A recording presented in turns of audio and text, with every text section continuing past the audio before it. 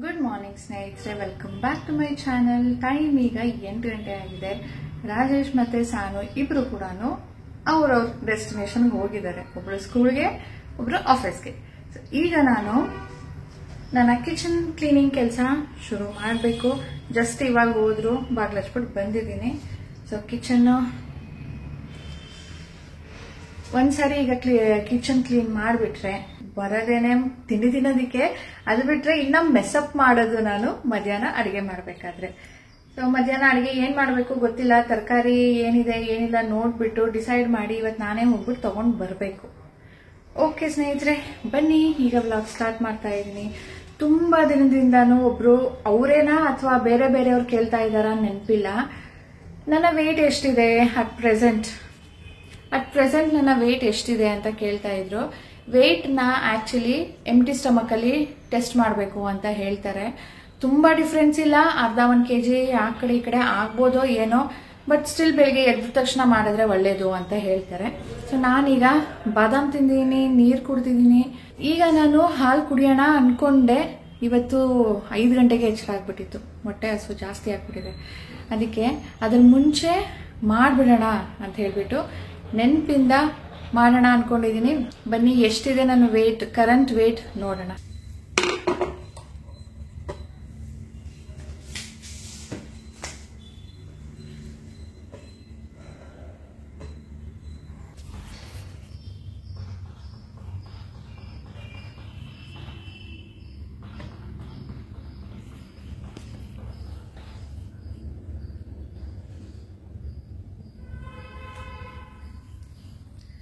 With mobile 66.6 ಬರ್ತಾ ಇದೆ, without mobile 66.2 ಬರ್ತಾ ಇದೆ.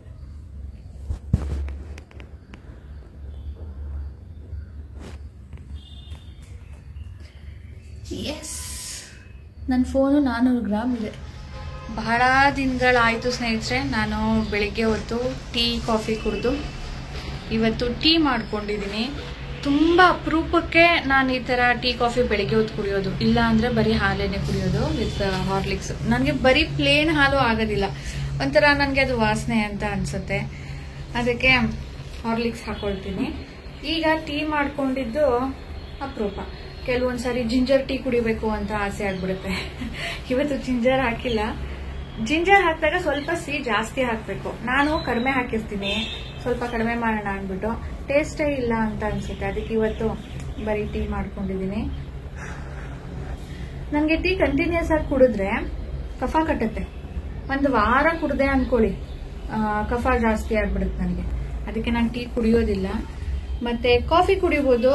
ರಾಜೇಶ್ ಬೇಡ ಕಣೋ, ಅಡಿಕ್ಟ್ ಆಗಬೇಡ ಕಣೋ, ನೀನು ಕುಡಿಲೇಬೇಕು ಅಂದ್ರೆ ಬ್ಲ್ಯಾಕ್ ಕಾಫಿ ಕುಡಿ, ಬ್ಲ್ಯಾಕ್ ಟೀ ಕುಡಿ ಅಂತಾರೆ. ಅಯ್ಯೋ, ಕುಡಿದೇ ಇದ್ರೂ ಪರವಾಗಿಲ್ಲ, ಅದೆಲ್ಲ ನನಗೇನು ಬೇಡ. ಕುಡಿಯೋದು ಒಂದೇ ಸಾರಿ ನಾನು, ಬೆಳಿಗ್ಗೆ ಅಥವಾ ಸಂಜೆ.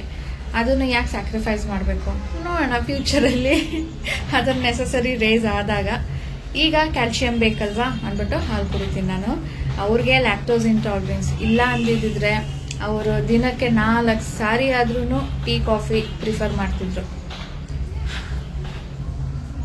ಓಕೆ, ನನ್ನ ವೇಟ್ ಬಗ್ಗೆ ಹೇಳ್ತಾ ಇದ್ದೆ. ನೋಡಿದ್ರಲ್ಲ ಎಷ್ಟಿದೆ ಅಂತ. ಅಟ್ ಪ್ರೆಸೆಂಟ್ ನಾನು ಯಾವುದೇ ಡಯಟ್ ಆಗಲಿ ಎಕ್ಸಸೈಸ್ ಆಗಲಿ ಮಾಡ್ತಾ ಇಲ್ಲ. ರಾಜೇಶ್ ಹೇಳ್ತಾ ಇದ್ರು ಶುರು ಮಾಡು ಅಂತ ಹೇಳ್ಬಿಟ್ಟು. ಶುರು ಮಾಡಿದ್ದೆ ಅಲ್ವಾ ಲಾಸ್ಟ್ ಇಯರ್. ನಾನು ಲಾಸ್ಟ್ ಇಯರ್ಗೆ ಶುರು ಮಾಡಿದ್ದೇನೆ, ನ್ಯೂ ಇಯರಲ್ಲಿ ಕಂಟಿನ್ಯೂ ಮಾಡಬೇಕು ಅಂತ. ಬಟ್ ಮತ್ತೆ ಅದು ಡಿಸ್ಕಂಟಿನ್ಯೂ ಆಯಿತು. ಅಮ್ಮ ಬಂದರು, ನನ್ನ ಡೇಟ್ ಬಂತು, ಹೈದ್ರಾಬಾದ್ಗೆ ಹೋಗಿದ್ವಿ.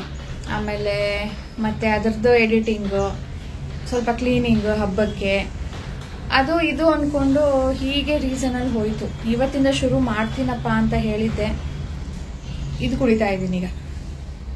ಇದು ಏನಾದರೂ ಕುಡ್ದಾಗ ತಿಂದಾಗ ಅಂತೂ 2 hour ಮಾಡಬಾರ್ದಂತೆ. ಕುಡ್ದಾಗ ಅಟ್ಲೀಸ್ಟ್ ಒಂದು ½ an hour ಗ್ಯಾಪ್ ಕೊಡಬೇಕು. ಈ ಥರ ಗ್ಯಾಪ್ ಕೊಡ್ತೀನ, ಆಮೇಲೆ ಮೈಂಡ್ ಚೇಂಜ್ ಆಗಿಬಿಡುತ್ತೆ. ನೋಡೋಣ ಇವತ್ತು ಏನು ಮಾಡ್ತೀನಿ ಅಂತ. ಮಾಡಬೇಕು. ಇಟ್ಸ್ ಫಾರ್ ಮೈ ಸೆಲ್ಫ್, ಬೇರೆಯವ್ರಿಗೋಸ್ಕರ ಅಲ್ಲ. ಅದು ನಾನು ಮಾಡಿದ್ರೆ ನನಗೆ ಒಳ್ಳೆಯದು. ಓಕೆ, ಮತ್ತೆ ಇವತ್ತಿಗೆ ವಿಡಿಯೋ ಎಡಿಟ್ ಮಾಡಬೇಕು. ಸೊ ½ an hour ಅದು ಮಾಡಿಬಿಟ್ಟು ಆಮೇಲೆ ಮಾಡೋಣ ಅಲ್ಲ. ಇವತ್ತು ತಿಂಡಿಗೆ ಸ್ಪೆಷಲ್ ದೋಸೆ ಮಾಡಿದ್ದೆ. ಇದು ಎಷ್ಟು ಟೇಸ್ಟಿಯಾಗಿತ್ತು ಅಂದರೆ, ಸಾನು ಫ್ರೆಂಡ್ ಅವ್ರ ಅಮ್ಮ ಮಾಡಿದ ದೋಸೆ ಬಿಟ್ಟರೆ ಹೋಟೆಲಲ್ಲಿ ಎಲ್ಲೂ ಇಷ್ಟ ಆಗೋದಿಲ್ವಂತೆ, ಬೇರೆಯವ್ರ ಮನೆಯದು ಇಷ್ಟ ಆಗೋದಿಲ್ವಂತೆ. ಬಟ್ ಇದು ಟೇಸ್ಟ್ ಮಾಡಿದಾಗ ತುಂಬ ಚೆನ್ನಾಗಿದೆ ಅಂತ ತಿನ್ಲಂತೆ. ಸೊ ಇದನ್ನು ನೋಡಿದ್ರಿ ಏನೇನು ಹಾಕಿದ್ದೀನಿ ಅಂತ. ಇದಕ್ಕೆ ಈರುಳ್ಳಿ, ಚಿಲ್ಲಿ, ಗ್ರೀನ್ ಚಿಲ್ಲಿ, ಕ್ಯಾರೆಟ್, ಸಬ್ಬಕ್ಕಿ ಸೊಪ್ಪು, ಕೊತ್ತಂಬರಿ ಸೊಪ್ಪು ಹಾಕೋಬಾರ್ದು, ಸಬ್ಬಕ್ಕಿ ಸೊಪ್ಪು ಮತ್ತು ಸ್ವಲ್ಪ ಕರಿಬೇವು ಕಟ್ ಮಾಡ್ಕೊಂಡು ಇಟ್ಕೊಂಡಿದ್ದೀನಿ. ಆ್ಯಂಡ್ ಅವರೇ ಬೇಳೆ ಸಾರು ಮಾಡಿರ್ತೀವಿ, ಗೊಜ್ಜು ಮಾಡಿರ್ತೀವಿ. ಈ ತರ ದೋಸೆಗೆ ಹಾಕಿ ತಿಂದಾಗ ಅದ್ರ ಟೇಸ್ಟೇ ಬೇರೆ ಇರುತ್ತೆ. ಒಂದೇನಂದ್ರೆ ಓವರ್ ಕುಕ್ ಮಾಡ್ಕೊಳ್ಬಾರ್ದು ಬೇಳೆನ. ಸ್ವಲ್ಪ ಉಪ್ಪು ಹಾಕಿ ಬೇಯಿಸ್ಕೊಳ್ಬೇಕು, ಹಾಫ್ ಕುಕ್ ಮಾಡ್ಕೊಳ್ಬೇಕು. ಇನ್ನ ಹಾಫ್ ಕುಕ್ ಈ ತರ ದೋಸೆ ಮೇಲೆ ಹಾಕಿದಾಗ ಆಗತ್ತೆ. ಸೊ ನೀವು ಟ್ರೈ ಮಾಡಿದ್ರೆ ನಿಮ್ಮ ಎಕ್ಸ್ಪೀರಿಯನ್ಸ್ ಶೇರ್ ಮಾಡಿ. ಟ್ರೈ ಮಾಡಿಲ್ಲ ಅಂದ್ರೆ ಮಸ್ಟ್ ಟ್ರೈ. ಸೀಸನ್ ಮುಗಿಯೋ ಮುಂಚೆ ಒಂದ್ಸಾರಿ ಟ್ರೈ ಮಾಡಿಬಿಟ್ಟು ಟೇಸ್ಟ್ ಹೇಗಿತ್ತು ಅಂತ ಹೇಳಿ. ಇದು ಹಲಸಿನ ಕಾಯಲ್ಲಿ ಬಿರಿಯಾನಿ ಮಾಡ್ಬೋದು, ಕಬಾಬ್ ಮಾಡ್ಬೋದು. ನಾನು ಲಾಸ್ಟ್ ಟೈಮ್ ತೋರಿಸಿದಾಗ ನೀವು ಹೇಳಿದ್ರಿ ನಾವು ಕಬಾಬ್ ಮಾಡ್ತೀವಿ ಅಂತ ಹೇಳ್ಬಿಟ್ಟು. ನಾನು ಇದರಲ್ಲಿ ಗೊಜ್ಜು ಮಾಡ್ತಾ ಇದ್ದೀನಿ. ಗೊಜ್ಜುಗೆ ಮಸಾಲೆ ಎಲ್ಲಾನು ಬಿರಿಯಾನಿಗೆ ಮಸಾಲೆ ಹಾಕ್ತೀವಲ್ವಾ, ಆ ಮಸಾಲೆ. ಈಗ ನಾನು ಪ್ರೀವಿಯಸ್ ವ್ಲಾಗಲ್ಲಿ ನಿಮಗೆ ದಮ್ ಬಿರಿಯಾನಿ ಮಾಡೋದನ್ನು ತೋರಿಸಿದ್ದೆ. ಅವಾಗ ನಾನು ಚಿಕನ್ಗೆ ಮ್ಯಾರಿನೇಟ್ ಏನೇನು ಹಾಕಿ ಮಾಡಿದ್ನೋ ಸೇಮ್ ವೇಯಲ್ಲಿ ಇದನ್ನು ಕೂಡ ಮ್ಯಾರಿನೇಟ್ ಮಾಡಬೇಕು. ಸೊ ಬನ್ನಿ, ಇದನ್ನ ನಿಮಗೆ ಯಾವ ಸೈಜಲ್ಲಿ ಬೇಕೋ ಆ ಸೈಜಲ್ಲಿ ಕಟ್ ಮಾಡ್ಕೊಳ್ಳಿ. ಎಲ್ಲಾನು ಒಂದೇ ಸಮ ಇರೋ ಥರ ಕಟ್ ಮಾಡ್ಕೊಳ್ಬೇಕು. ಯಾಕಂದರೆ ಒಂದು ಬೆಂದಿರುತ್ತೆ, ಒಂದು ಬೆಂದಿರೋದಿಲ್ಲ. ಆ್ಯಂಡ್ ಸಣ್ಣ ಇದ್ದಷ್ಟು ಒಳ್ಳೇದು. ಮಸಾಲೆ ಎಲ್ಲಾನು ಚೆನ್ನಾಗಿ ಹೀರ್ಕೊಂಡಿರುತ್ತೆ. ದಪ್ಪ ಇದ್ರೆ ಕಟ್ ಮಾಡಿದಾಗ ಮಧ್ಯ ಮಸಾಲೆನೇ ಇರೋದಿಲ್ಲ, ಬರೀ ಎಡ್ಜಸ್ ಅಲ್ಲಿ ಮಾತ್ರನೇ ಇರುತ್ತೆ.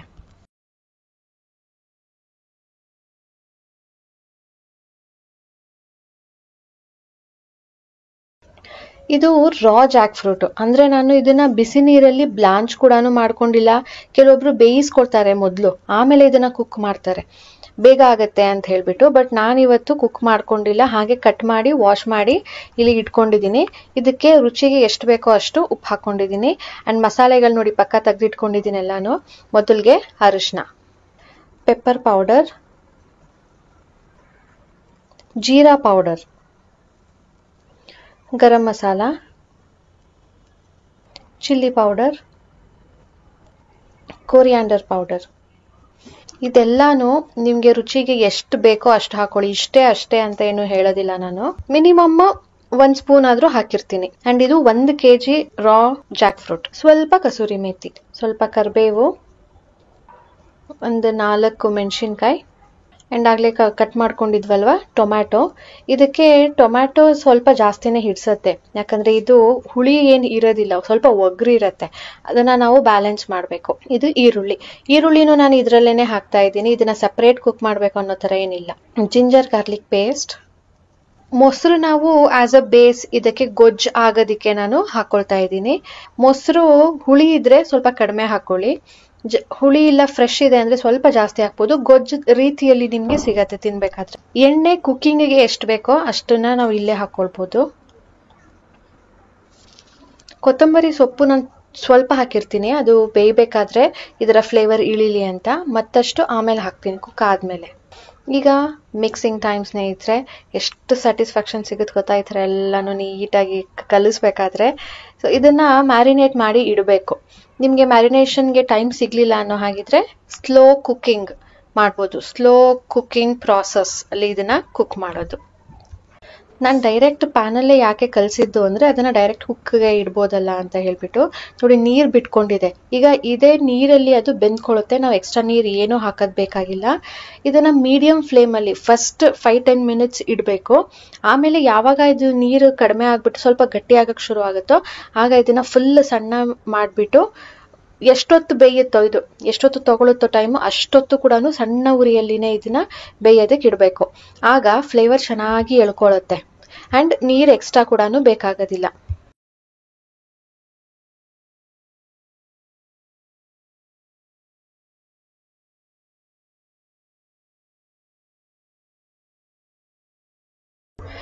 ಈಗ ಬಂದಿದ್ದೀವಿ. ರಾಜೇಶ್ ಅವರ ಬೈಕ್ ಯಾಕೋ ಎಳಿತಾ ಇತ್ತಂತೆ. ಸ್ವಲ್ಪ ಏರ್ ಚೆಕ್ ಮಾಡೋಣ ಬಾ, ಯಾಕೋ ಡೌಟು, ಏರ್ ಕಡಿಮೆ ಆಗಿರ್ಬೇಕೇನೋ ಅಂತ ಕರ್ಕೊಂಡು ಬಂದಿದ್ದಾರೆ. ಆಫೀಸಿಗೆ ಬಂದ ತಕ್ಷಣನೇ ಬಾ ಅಂದ್ಬಿಟ್ಟು ಕರ್ಕೊಂಡು ಬಂದರು. ನಾಳೆ ಇನ್ನ ಆಫೀಸ್ಗೆ ಹೋಗ್ಬೇಕಲ್ಲ, ಮರ್ತೋಗುತ್ತೆ. ಇಲ್ಲ ಅಂದರೆ ಆಮೇಲೆ ಅಂದರೆ ಮನೇಲೇ ಇದೆಯಲ್ಲ ಅಂದ್ಬಿಟ್ಟು ನಾನು ಹೊರಗಡೆ ಎಲ್ಲ ಚೆಕ್ ಮಾಡಿಸ್ಲಿಲ್ಲ. ಅಂತ ಬಂದಿದ್ದೀವಿ. ಇದು ಡಿಜಿಟಲ್ ಟೈರ್ ಇನ್ಫ್ಲೇಟರ್ ಅಂತ. Car, bike, scooter, cycle, football ಎಲ್ಲದಕ್ಕೂ ಕೂಡ ಏರ್ ಹಾಕ್ಬೋದು ಆ್ಯಂಡ್ ಎಷ್ಟು ಇದೆ ಅಂತಾನು ಚೆಕ್ ಮಾಡ್ಬೋದು. ಇಟ್ಸ್ ಸೋ ಕನ್ವೀನಿಯಂಟ್ ಅಲ್ವಾ. ಸ್ವಲ್ಪ ನಾವೆಲ್ಲೂ ಹೋಗೋ ಹಾಗೆ ಇಲ್ಲ. ಇದು ಒಂದು ಇದ್ರೆ ನಾವು ಎಷ್ಟು ಯೂಸ್ಫುಲ್. ಇದನ್ನ ಕ್ಯಾರಿ ಮಾಡೋದಕ್ಕೂ ಈಸಿ. ಎಷ್ಟು ಚಿಕ್ಕದಿದೆ ನೋಡಿ. ಆ್ಯಂಡ್ ಇದು ರೀಚಾರ್ಜಬಲ್. ಫೋನ್ ಚಾರ್ಜ್ ಮಾಡೋ ಥರನೇ ಚಾರ್ಜ್ ಮಾಡೋದು ಅಷ್ಟೇನೆ. ಸೊ ಇದು ಲಿಂಕ್ ನಾನು ಡಿಸ್ಕ್ರಿಪ್ಷನಲ್ಲಿ ಇಟ್ಟಿರ್ತೀನಿ. ನಿಮ್ಗೆ ಇಂಟ್ರೆಸ್ಟ್ ಇದ್ರೆ ಚೆಕ್ ಮಾಡಿ ಸ್ನೇಹಿತರೆ. ಏರ್ ಹಾಕಬೇಕಾದ್ರೆ ಗೊತ್ತಾಯಿತು ಇಲ್ಲಿ ಒಂದು ಮೊಳೆ ಹೊಡೆದಿದೆ ನೋಡು, ಅದಕ್ಕೇನೆ ಅದು ಸ್ವಲ್ಪ ಏರ್ ಕಡಿಮೆ ಆಗಿರೋದು. ಫುಲ್ ಏನು ಕಡಿಮೆ ಆಗಿಲ್ಲ, ಬಟ್ ಚೂರೆಲ್ಲೋ ಕಡಿಮೆ ಆಗಿದೆ, ಇದಕ್ಕೆ ಇರ್ಬೋದು ಅಂತ ಅನ್ಕೊಂಡ್ವಿ. ಸ್ನೇಹಿತರೆ, ಇವತ್ತು ಊಟಕ್ಕೆ ನನಗೂ ಸಾನುಗೆ, ರಾಜೇಶ್ಗೆ ಇಲ್ಲ, ಯಾಕಂದರೆ ಅವರು ಆಫೀಸ್ಗೆ ಹೋಗಿದ್ರು, ಅಲ್ಲೇ ಊಟ ಮಾಡಿ ಬಂದಿರ್ತಾರೆ. ಇವತ್ತು Korean barbecue veg fury chilli try ಮಾಡ್ತಾ ಇದ್ದೀವಿ. ನೂಡಲ್ಸ್ ಅಂದರೆ ಮ್ಯಾಗಿದು ನನಗೆ ಯಾವಾಗ್ಲೂ ಅಷ್ಟೊಂದೇನು ಖಾರ ಇಲ್ಲ ಅಂದ್ಬಿಟ್ಟು ನಾನು ಅದಕ್ಕೆ ಎಕ್ಸ್ಟ್ರಾ ತಡ್ಕ ಹಾಕ್ತೀನಿ. ಈರುಳ್ಳಿ, ಟೊಮ್ಯಾಟೊ, ಖಾರ, ಉಪ್ಪು, ಇನ್ನು ಒಂದೇ ಚೂರು ಸಾಂಬಾರು ಪುಡಿ. ಎಷ್ಟೊಂದು ಸಮೋಸ ತಗೊಂಡು ಬಂದಿರುತ್ತೆ ಅಲ್ಲಿ. ಕಕ್ಕೆ ಕುಯ್ತಂತೆ, ಬಟ್ ದೇ ಓನ್ಲಿ ಅಬೌಟ್ 20. ಟಾರಾ ಮತ್ತು ಅವ್ರ ಫ್ರೆಂಡ್ಸ್ ಬೇರೆಯವ್ರಿಗೆ ಸಿಕ್ಕಿಲ್ಲ, ನನಗೂ ಸಿಕ್ಕಿಲ್ಲ. ಇವತ್ತು ರಾಜೇಶ್ ಆಫೀಸಲ್ಲಿ ಪಾಟ್ಲಕ್ ಇತ್ತಲ್ಲ, ರಾಜೇಶ್ 100 ಮೆಂಬರ್ಸ್ಗೆ ಮಾಡಬೇಕು ಅಂದ್ಬಿಟ್ಟು ನಿನ್ನ ಕೈಯಲ್ಲಿ ಆಗಲ್ಲ ಅಂಥೇಳಿ ಹೊರಗಡೆಯಿಂದ ಆರ್ಡ್ರ್ ಮಾಡಿದ್ರಂತೆ. ಬಿಸಿ ಮಾಡಬೇಕಾ ಈಗ? ನೋಡಿ, ಸಮೋಸ ತರಿಸಿದ್ದಾರೆ. ಅವ್ರ ಆಫೀಸ್ಗೆ ಎಷ್ಟು ಜನ ಇದ್ದಾರೋ ಮೆಂಬರ್ಸು ಅವರೆಲ್ಲರಿಗೂ 120 ಅಂತೆ, ಬರೀ 20 ಕಪ್ಸ್. ಈ ಬ್ರಾಂಚಲ್ಲಿ ಅವತ್ತು 100 ಮೆಂಬರ್ಸ್ ಅಂತೆ. ಸೊ 100 ಸಮೋಸಾಸ್ ತೊಗೊಂಡೋಗಿತ್ತು. ಇನ್ನು ಎಕ್ಸ್ಟ್ರಾನು ತರಿಸಿದ್ರು ಅನ್ಸುತ್ತೆ, ಅದಕ್ಕೆ ಮಿಕ್ಕಿದೆ. ಗಾಢ ಎಲ್ಲೋ ಸ್ವೀಟು ತೊಗೊಂಡೋಗಿದ್ದಾರೆ. ಇದು ಸೊ ಸ್ವೀಟ್ ಆ್ಯಂಡ್ ಸಮೋಸ ಎರಡೂ ತೊಗೊಂಡೋಗ್ಬಿಟ್ಟು ಇವತ್ತು ಹಂಚಿದ್ದಾರೆ. ಮ್ಯಾಂಗೋ ಕೊಟ್ಟು ಪಾಟ್ಲಕ್ ಅಂದ್ರೆ ಏನು ಸ್ನೇಹಿತರೆ? ಮನೇಲಿ ಮಾಡಿ ತೊಗೊಂಡೋಗೋದು ತಾನೆ. ನಮ್ಮ ರಾಜೇಶ್ ಅವ್ರಿಗೆ ನಾನು 100 ಮೆಂಬರ್ಸಿಗೆ ಕೊಡಬೇಕು, 100 ಮೆಂಬರ್ಸಿಗೆ ಕೊಡಬೇಕು ಅಂದ್ಕೊಂಡು ನನಗೆ ಅಷ್ಟೊಂದು ಅಭ್ಯಾಸ ಇಲ್ವಲ್ಲ ಮಾಡಿ ಅಂದ್ಬಿಟ್ಟು ಹೊರಗಡೆಯಿಂದ ತೊಗೊಂಡು. ನನಗೂ ಆಸೆ ಇತ್ತು ಇಷ್ಟಿಷ್ಟು ದೊಡ್ಡ ಬಕೆಟ್ ಪಾನಿಪುರಿ ನೋಡೋದು. ನನಗೆ ಅಷ್ಟೊಂದೆಲ್ಲ ಮಾಡೋಕ್ಕೆ ಬರಲ್ಲ. ನಾನು ಸ್ವಲ್ಪ ನಮ್ಗೆ ಎಷ್ಟು ಬರ್ತೋ ಅದು ಡಬಲ್ ಬೇಕಿದ್ರೆ ಮಾಡ್ತಿದ್ದೆ. ನಮ್ಮ ಸಾನೂನೇ ಸಜೆಸ್ಟ್ ಮಾಡಿದ್ದು ಪಾನಿಪುರಿ ಮಾಡೋಣ ಅಂತ ಹೇಳ್ಬಿಟ್ಟು. ಎನಿವೇಸ್ ಅದು ಹೋಗ್ಲಿ ಬಿಡು. ಈಗ ನಮಗೆ ಇವತ್ತು ಊಟ. Let's do it. ನಾನು ರೆಡ್ ಕಲರಲ್ಲಿ ಇರ್ತೀನಂತ ಅನ್ಕೊಂಡೆ. ಇದು ಸ್ಪೈಸಸ್ ಇಲ್ವಾ? ಅಲ್ಲ,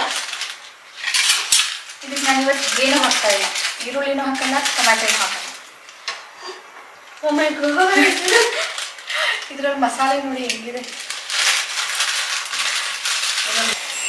Add noodles to 400 ml of boiling water and cook for 3 minutes. Drain out the water. Add seasoning mix, seasoning oil to the noodles. Okay, ಈಗ ನೀರು ಬಿಸಿ ಆದಮೇಲೆ ನೂಡಲ್ಸ್ನ ಹಾಕಬೇಕು. Add seasoning mix and seasoning oil to the noodles. ಆಮೇಲೆ add your favourite garnishing to make the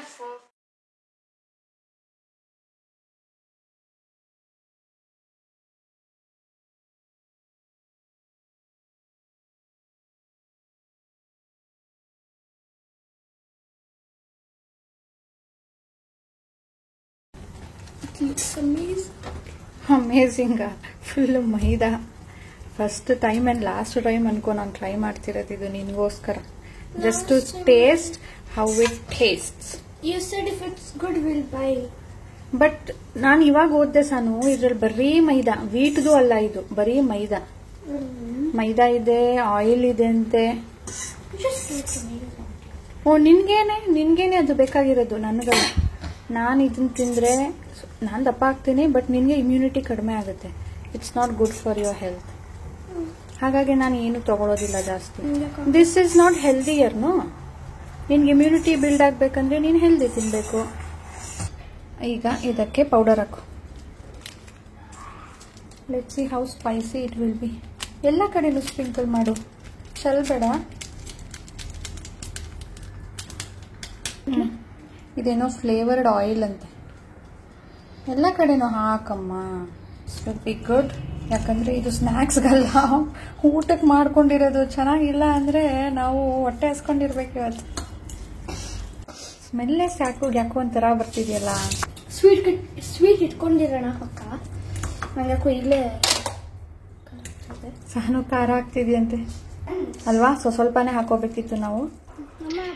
ಈ noodles ನೀವೇನಾದರೂ try ಮಾಡಿದರೆ ನಿಮ್ಗಿದು ಹೇಗೆ ಅನ್ನಿಸ್ತು? ಇಷ್ಟ ಆಯ್ತಾ, ಇಷ್ಟ ಆಗಲಿಲ್ವಾ? ಇಷ್ಟ ಆದರೆ ಯಾಕೆ ಇಷ್ಟ ಆಯಿತು ಆ್ಯಂಡ್ ಇಷ್ಟ ಆಗಲಿಲ್ಲ ಅಂದರೆ ಯಾಕೆ ಇಷ್ಟ ಆಗಲಿಲ್ಲ ಅಂತ ಕಮೆಂಟ್ ಮಾಡಿ ತಿಳಿಸಿ. ಒಬ್ಬೊಬ್ಬರಿಗೆ ಒಂದೊಂದು ಥರ ಫ್ಲೇವರ್ ಇಷ್ಟ ಆಗುತ್ತಲ್ವ, ಅದಕ್ಕೆ. ಫುಲ್ ಗಾರ್ಲಿಕ್ದೇ ಫ್ಲೇವರು ಸ್ನೇಹಿತರೆ. ಜಿಂಜರ್ ಅಂದೆ ನಾನು, ಅದು ಜಿಂಜರ್ಲಿ ಆಯಿಲ್ ಅದರ ಹೆಸರು ಅಲ್ಲಿ ಬರ್ತಿದ್ದಿತ್ತು. ಆ್ಯಂಡ್ ಅದು ಗಾರ್ಲಿಕ್ ಫ್ಲೇವರು. ತುಂಬಾ ಅದರದ್ದು ಫ್ಲೇವರ್ ಇತ್ತು, ತಿನ್ನೋದಕ್ಕೆ ಆಗ್ತಾ ಇರಲಿಲ್ಲ. ಅದು ಹಾಕಲಿಲ್ಲ ಅಂದಿದ್ರೆ, ಅದು ಪೌಡರ್ ಹಾಕಿದ್ವಿ ಅಲ್ವಾ, ಅದು ಸರಿಯಾಗಿ ಸ್ಪ್ರೆಡ್ ಆಗ್ತಾ ಇರಲಿಲ್ಲ ಅಂತ ಅನಿಸುತ್ತೆ. ಅವ್ರು ಏನೇನು ಇನ್ಸ್ಟ್ರಕ್ಷನ್ಸ್ ಕೊಟ್ಟಿದ್ದಾರೋ ಅದನ್ನೆಲ್ಲ ಫಾಲೋ ಮಾಡಿದ್ವಿ. ನನಗೆ ತಿನ್ನಬೇಕಾದ್ರೆ ಅನಿಸಿದ್ದು ನಾವು ಸ್ವಲ್ಪನೇ ಹಾಕ್ಕೊಂಡು ಟ್ರೈ ಮಾಡಬೇಕಿತ್ತು, ಎಷ್ಟು ಸ್ಪೈಸ್ ಇದೆ ಅಂತ ನೋಡಿಕೊಂಡು. ಆಯಿಲ್ ಹಾಕಿದಾಗ ಹೇಗಿರುತ್ತೆ, ಹಾಕದೇ ಇದ್ದಾಗ ಹೇಗಿರುತ್ತೆ ಅಂತ ಒಂದ್ಸಾರಿ ನಾವು ನೋಡಬೇಕಿತ್ತು ಅಂತ ಅನ್ನಿಸ್ತು. ಇನ್ನೊಂದು ಸಾರಿ ನಾನಂತೂ ಇದನ್ನು ತಗೊಳ್ಳೋದಿಲ್ಲ, ಸಾನುಗೂ ಏನು ಇಷ್ಟ ಆಗಲಿಲ್ಲ. ಬಟ್ ಈಗ ವೇಸ್ಟ್ ಆಗುತ್ತಲ್ಲ, ಕಷ್ಟಪಟ್ಟು ಇಬ್ರು ಆ ಒಂದು ಬೌಲ್ನ ಖಾಲಿ ಮಾಡಿದ್ದೀವಿ. ಇದಾದಮೇಲೆ ರಾಜೇಶ್ ಸಮೋಸ ತಂದಿದ್ರಲ್ಲ, ಆ ಸಮೋಸ, ಸ್ವೀಟ್ ಎಲ್ಲನೂ ತಿಂದಿದ್ದೀವಿ ಇವತ್ತು ಮಧ್ಯಾಹ್ನದ ಊಟಕ್ಕೆ. ಇದೇನೆ ಇಲ್ಲಿ ನಾನು ವಾಯ್ಸ್ ಓವರ್ ಕೊಡ್ತಾ ಇರೋದು ಯಾಕೆ ಅಂದರೆ ರಾಜೇಶ್ ಅಲ್ಲಿ ಫೋನಲ್ಲಿ ತುಂಬಾ ಜೋರಾಗಿ ಮಾತಾಡ್ತಾ ಇದ್ರು, ಅದೇ ಕೇಳಿಸ್ತಾ ಇತ್ತು ಅದಕ್ಕೆ. ಸೊ ಇವತ್ತಿನ ವ್ಲಾಗ್ ಸ್ನೇಹಿತರೆ ಇದರೊಂದಿಗೆ ಎಂಡ್ ಮಾಡ್ತೀನಿ.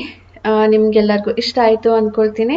ಪ್ಲೀಸ್ ಇಷ್ಟ ಆಗಿದ್ರೆ ಲೈಕ್ ಮಾಡಿ, ಶೇರ್ ಮಾಡಿ. ವಿದೌಟ್ ಸಬ್ಸ್ಕ್ರೈಬಿಂಗ್ ನೋಡ್ತಾ ಇದ್ರೆ ಪ್ಲೀಸ್ ಸಬ್ಸ್ಕ್ರೈಬ್ ಮಾಡ್ಕೊಳ್ಳಿ. ಬಾಯ್ ಬಾಯ್ ಸ್ನೇಹಿತರೆ.